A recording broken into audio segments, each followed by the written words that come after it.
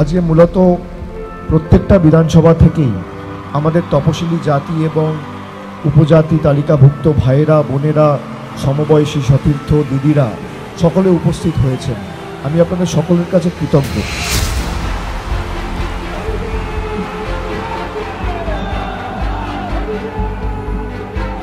আমি আপনাদের অনুরোধ করব যে মানুষকে গিয়ে আমাদের বলতে হবে যে তপশিলি সংলাপ কর্মসূচি আমরা 15 তারিখ থেকে শুরু করতে চলেছি। আমাদের মানুষের কাছে পৌঁছাতে হবে এবং 25,000 সংলাপ আগামী 1-1.5 মাসে হবে। আমি আপনাদের কাছে সকলের কাছে অনুরোধ করব যে সব কিছু ভুলে আগামী 1-1.5 মাস বাংলার জন্য লড়াই করুন, নিজের জীবন উৎসর্গ করুন।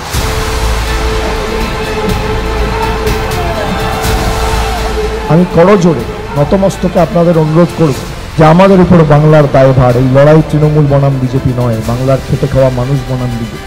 যেভাবে আমাদের ভাওতা দিয়েছ, ইট কা জবাব পত্থর সে দেনা হোগা ইস বার।